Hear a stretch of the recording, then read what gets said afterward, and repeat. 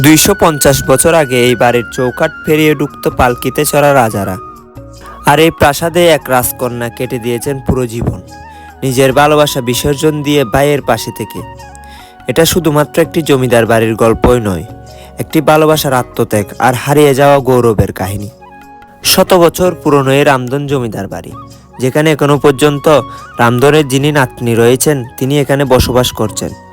এবং শুনলে অবাক হবেন যে তিনি এখনো পর্যন্ত বিয়ে করেননি, অর্থাৎ কুমারী অবস্থায় রয়েছেন। ডাবুয়া গ্রাম নীরব প্রকৃতির বুক জুড়ে দাঁড়িয়ে আছে রামধন জমিদার বাড়ি। স্থানীয়রা যাকে বলেন ধরের বাড়ি। এটা শুধু একটি প্রাসাদই নয়, খালের সাক্ষী হয়ে প্রায় 250 বছরের ইতিহাস।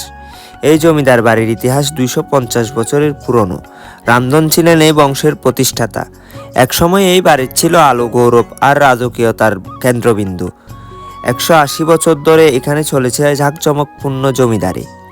তাদের হাত ধরেই গড়ে ওঠে ডাবুয়া জগন্নাথ হাট, জগন্নাথ ইউনিয়ন পরিষদ ভবন, চিকদার পুলিশ ফাঁড়ি ও Raozan RRSE model high school.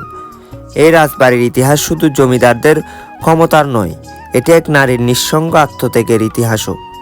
ছবিধর রামধনের নাতনি, একজন মহিয়সী নারী, যিনি আজও এই বাড়ির বাঙ্গাল বারান্দায় স্মৃতির মতো বেঁচে আছেন। ছবিধর কখনো বিয়ে করেননি, কারণ তার ভাই ছিলেন শারীরিক প্রতিবন্ধী। জীবনের সব আরাম, সামাজিক স্বীকৃতি, এমনকি নিজের ভবিষ্যৎ পর্যন্ত বিসর্জন দিয়ে তিনি ভাইয়ের দেখভাল করেছেন আজীবন।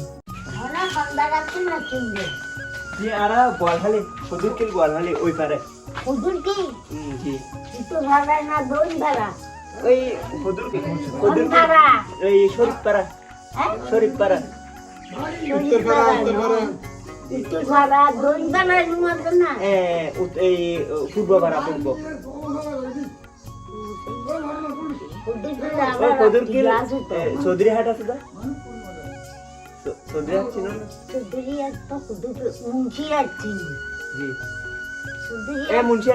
মুন্সিহাটের আগে।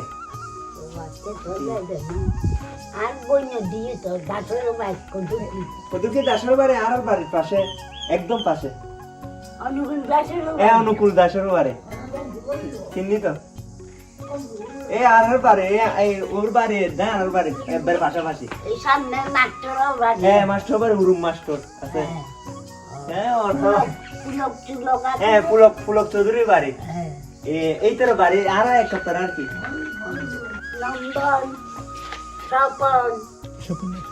স্বপন চিনি বেগুন তো আর একই আর একই বাড়ি, একই পাড়া।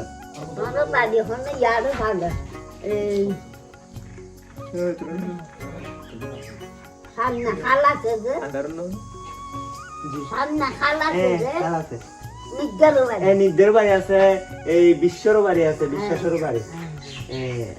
আর মাস্টার বাড়ি যে আছে আর হাত এগোতে আসা যাবো বেশি। এই ওরম মাস্টার বাড়ি বিভিন্ন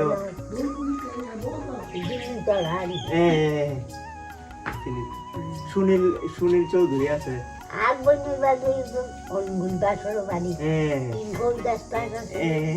চিনি তো আর ওই এম এস স্কুল হয়, এম এস স্কুল এই পছন্দ না করে মনে পছন্দ না করে ফটো তুলে নিয়ে ওই বিভিন্ন ভিডিও দেখি দিই তো একটু ইতিহাস লই গিয়া করি তো এত লেয়া একটু ঘুরে যাই।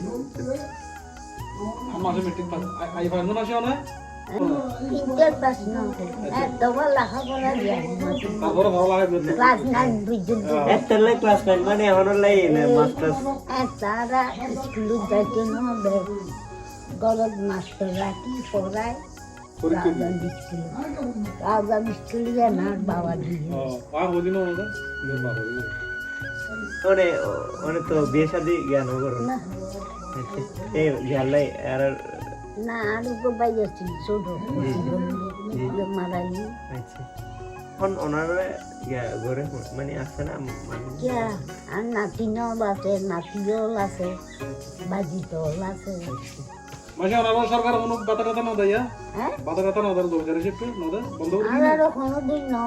একটা প্রাসাদ যেখানে একটি রাজকীয় খাবার, নাচ, গান, অতিথির ভিড় ছিল, সেখানে আজ একজন নারীর নিঃসঙ্গতা, একান্ত ভালোবাসার নিঃশব্দ ইতিহাস।